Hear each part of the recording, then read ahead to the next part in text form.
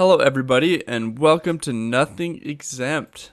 Today, we're going to talk about low carb special diets that are fun to try. They're in vogue. People do them. And speaking of people who do them, Nick and I both have tried the carnivore diet. I am still on it. It's been almost 4 weeks, and Nick just quit it after a week. So we figured it'd be a good time to talk about it, what we thought about it, and what the advantages and disadvantages are that people are seeing in doing this. Nick, why don't you lead us off? Yeah, I was so curious about this because I did a lot of reading, and there's all this hype about how like a carnivore diet cleans you up and gives you more energy and allows you to lose fat and change your body composition. And so I was like, you know what? I like meat. That's one of my favorite things to eat. Why don't I try doing this? And this is similar to when I tried the keto diet when I lived in San Francisco. The results were not very positive for me personally. Um, and yeah, I think it's I think it's ill advised depending on your genetic type. I think for some people who have like autoimmune problems or allergies or something that prevents them from eating a lot of the stuff in the modern world, that's great for. But others, it's not. I think it really depends on genetic profile, to be honest with you. I have nothing against it for everybody, but it's not for everybody. Okay, well let me take one step back before that and say that this is really becoming popular. The military's talking about instituting mandatory keto diets for their troops. There's been multiple Joe Rogan podcasts on the carnivore diet, and famous people like Jordan Peterson have gone on to it to deal with autoimmune diseases. And it seems to be anecdotally, gosh, can you say that word, Nick? Anecdotally, Yeah, anecdotally effective for people with autoimmune diseases. So it's in a lot of ways a ketogenic diet is a diet that focuses on burning fat instead of burning carbohydrates, and so it's specifically high fat, low carb. A carnivore diet is animal products only. Like Jordan Peterson is just eating beef and salt. That's it. But there are other people who do carnivore diets who aren't limiting themselves on the type of animal, but limiting themselves to animals. And the real benefit of these kind of diets is the rules to stay on it mean that you're not drinking beer, eating pizza, having chips. Like all the unhealthy foods in American diets are against the rules. So in a lot of ways, it's not that a carnivore or ketogenic diet is um, focusing on the best nutrition possible. It's more like cutting out any bad nutrition. yeah, that's what my thoughts were on it. Like, if you just avoided sugar and vegetable oil compounds, you probably have the same, if not better, effects if you ate other like things such as fruits and vegetables or relatively clean carbohydrates. Yeah, and so a lot of people lose weight. A lot of people who are cutting out allergens that they don't know they're allergic to seem to have problems solved by going on these diets. So they don't realize they're allergic to gluten, but they don't eat gluten anymore, and X, Y, or Z gets better or goes away. And so I think that's very positive, and there's a lot of people with autoimmune diseases that could try it just to see if it helps, because there's some truth to the fact that you can solve some problems, but not all problems with diet, and avoid expensive medicines, and just clean up your body. So I think it's a very effective method for some people to solve some problems. Yeah, but then how come the longest living societies, like with the average longest longevity, such as Mediterranean cultures or the Japanese, are relatively diverse in their food selections and low on red meat? The I've heard a defense to this that is akin to all of the centenarians. Gosh, these words, man. But the longest living people in Okinawa, they all ate meat. Well, yeah, I'm not saying they don't eat meat at all, but they don't. They eat a You're lot right. of. There's as far as focusing on any group of people, there's no universal thing that we found. Everything that has been brought up and studied has been proven to not really be true. Like the Mediterranean diet isn't a universal diet for people. You're not going to get to 120 just because you eat that way. Uh, Sometimes I think there's just genetic groups of people that live a long time, and then everyone wants to be able to emulate their diet and also live a long time, and that's not going to work out all the time. But Even what if you, about the genetic? What about the genetic impacts of what you should eat? Like, if your ancestors were primarily from Mediterranean countries, maybe you're better off eating olive oil instead of butter, for example. Like, like people have been eating the same foods for 10,000 years. I mean, that's enough time for that to impact like a relatively isolated population's genotype. yeah, I mean like lactose intolerance. There are people who have become lactose tolerant, and that's from living with cattle and drinking milk for a long time, and genetic modification allowing you to drink milk when normally you wouldn't be able to as a person. At the same time, pretty much every food that you can get in a grocery store is so new to us genetically that our bodies aren't already designed for it, like processed breads, processed sugars. Well, yeah, that's also the reason why you can eat bread in Europe and lose weight, and eat bread in America and get fat. It's because of the way it's made differently. Yeah, even the cultivation of grains themselves isn't super old. It's tens of thousands of years old. That's it. I think that though I think grains have been around long enough that certain populations, particularly those around the Mediterranean basin and the Middle East, have adapted to it. That's a little bit outside of the scope of this conversation. That's possible. I And the I'm Asian not I'm population not adapted expert to enough to rice. talk about that.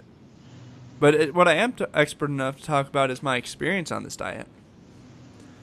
Okay. So let's each talk about our different experiences, and so I went on the carnivore diet because sometimes I get it in me that I want to try something for fun. I once went vegan like 3 years ago, and cut out all processed foods and sugars for a couple months, and then I just stayed vegan for like 2 years because I felt great on it. Um, I have no ethical reason for being vegan. When I did it, it was just I felt good eating that way. I ate a ton of vegetables. I learned to eat a lot of new foods I never learned to like before. I learned and discovered how your body can change and learn to crave things that it didn't crave before as your diet completely gets revolutionized. And that experience was enjoyable to me. And so hearing about the carnivore diet and seeing some people on it say that they've felt better on it, I'm like, okay, I'd be happy to try it too. And that first week, I have to say, was incredibly difficult. I felt like taking a nap every day. I craved sugar and every other kind of food constantly. And man, I felt so lethargic. My body was making some big changes inside and was having a real tough time. And then after about 7 days, I got my energy back and it feels normal. I feel as normal as I did when I was eating processed food, fast food, like eating like a bad American. I did lose about 10 pounds and I'm a month in. And I've been working out every single day too, so that's part of it. I wasn't in a vacuum. So I don't think I'm gonna stay on this diet much longer, but I want to make sure I at least feel like I gave it a good go. And I did learn a lot of things about the fat and protein mixture to be on the carnivore diet to have a healthy, like, enough energy, enough calories, make sure that your bathroom breaks work out right, like in about 30% fat ground beef is perfect. I have personally been eating pork, hardly any chicken, but some chicken and beef, and I have learned to buy and prepare and consume beef in ways I had never done before, including butchering my own meat. So it's been a lot of fun. Nick, you want to share your experience? Yeah, I mean, I randomly just lost my craving for processed sugar and bread even before this diet happened. I was just like, yeah, I felt like this part of me was like, yeah, I don't need this anymore. And so I was like, maybe I'll try to go all in and go carnivore. And then it caused a lot of problems. Like, I went from being able to go to the gym to not even being able to do a push up. And I felt my mood sunk like a stone. I was like on like symptoms of depression and things like that. And I was just feeling really bad. And like, not just like a normal keto flu like one I had in San Francisco, but it was, cause it wasn't really physically, like I was still able to walk around and think right and do other stuff, like, but it was more just what it did to my brain chemistry, which was which is why I quit.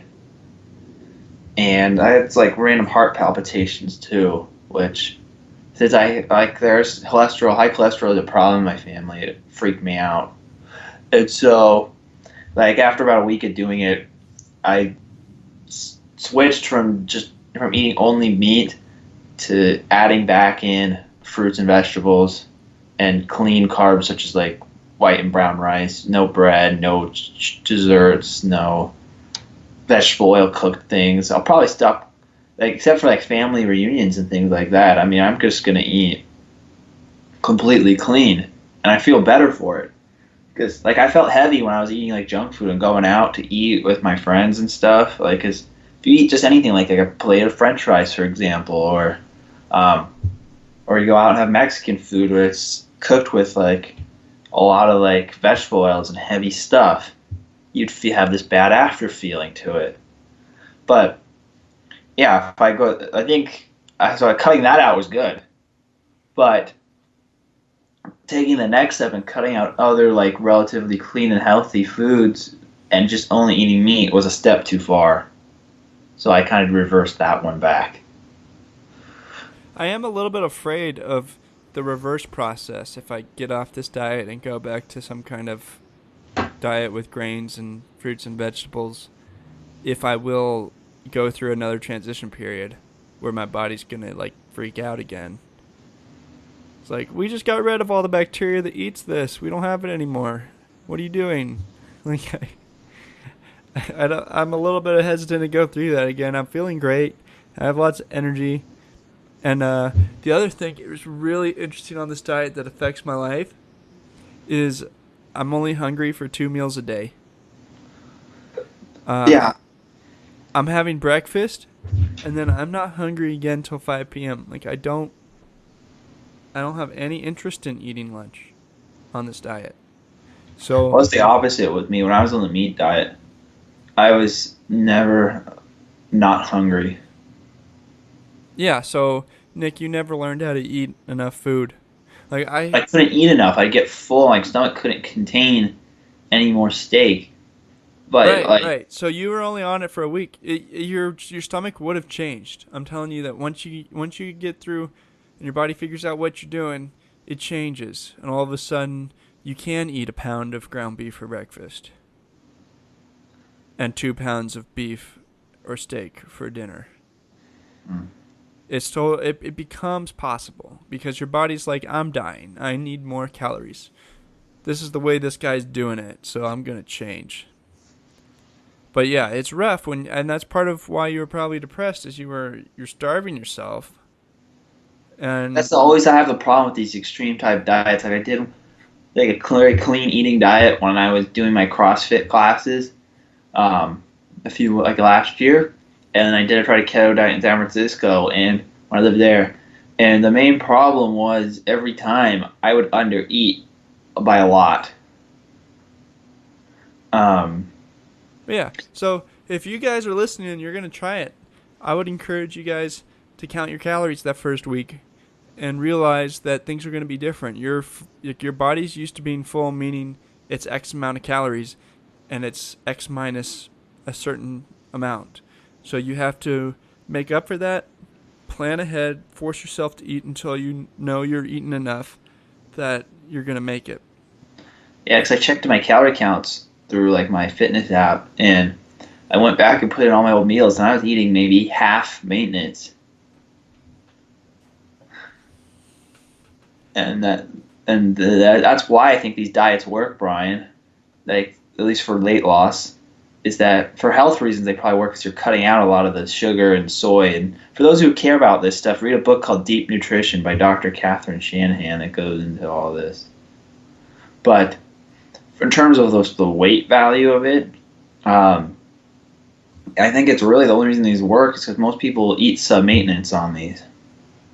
Yeah. Well, as your body learns to crave things that have calories in it, I start looking at the fat on meat and craving that.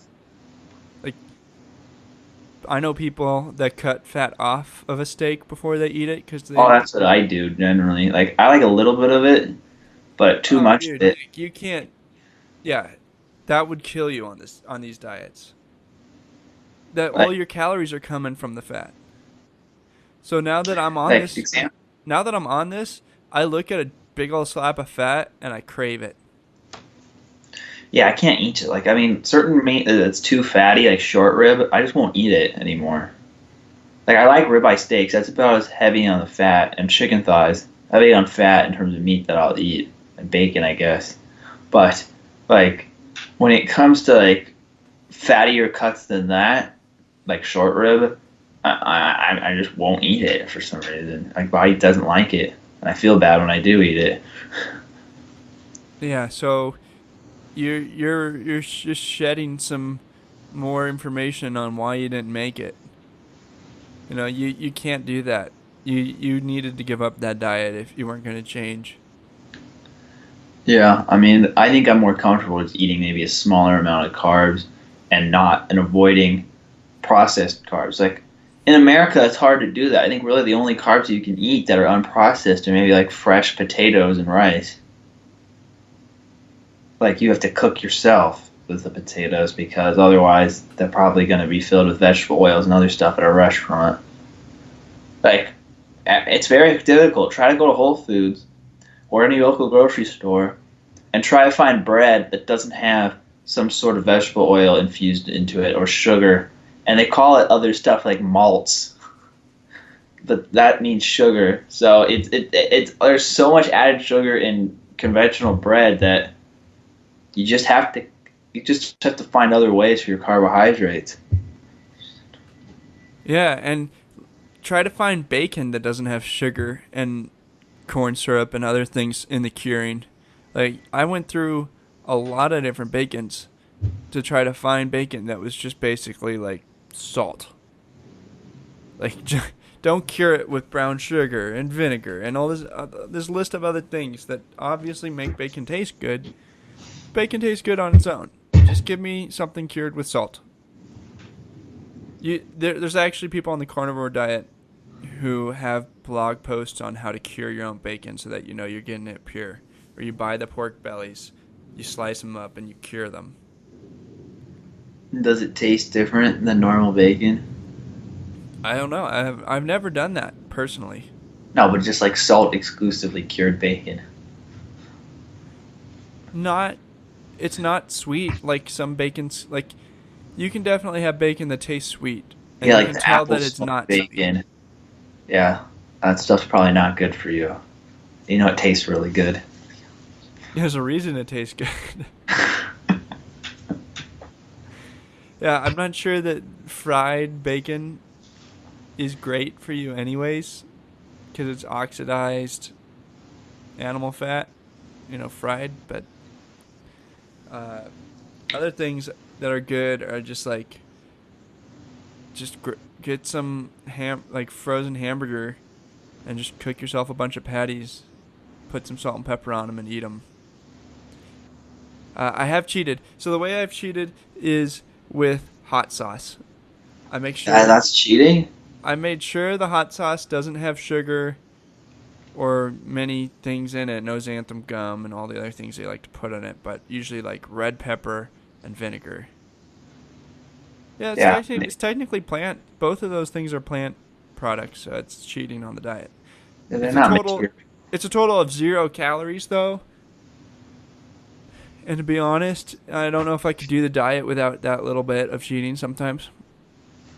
Yeah, I mean they're not really material. Like that's saying that putting spices on your meat is cheating. Some people say that too. Like some people say no black pepper, just salt. Oh, jeez, But there's no I don't reason have that kind of discipline, I guess. I could have that discipline if somebody told me like something good will happen from doing this, but if it's If just it was like you're life or gonna death, or if I was paid $50,000 to try to do that for a month. oh heck, I'd do this if you just bottle my food for a month and told me that's the way I have to eat, I'd consider that a win because I'd buy ribeye steaks. Which It's actually not that much more expensive than a normal diet. you it's really not. It's maybe it's between well, ground beef is $3 a pound. New York strip is $6 a pound when you buy it unbutchered, and you're doing 3 pounds a day, so maybe it's like $15 a day if you're eating steaks. So, okay, $18 a day if you're eating New York strip and eating 3 pounds a day, and $9 a day if you're just eating ground beef. So Yeah. it's cheaper than going out to lunch once in a day. So it's not I mean, bad. I ended up buying like 2 weeks worth of meat or more for $125. Yeah, I do. You know what I did is I bought unbutchered meat, cut it up, and then froze most of it, and then every time I cook a bag of whatever, I pull another one out of the freezer for 2 days from now, and I only have to make food like every other day. So I made like 6 pounds of ground beef mixed with pork, and it lasted me a week. I just had it for breakfast every morning, put it in a bowl, microwaved it, and that was my breakfast. Yeah.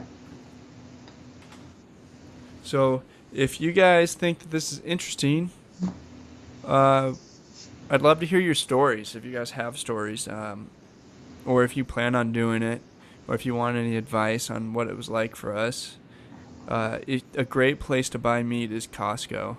I got brisket, New York strip, ground beef, lots lots of different types of everything.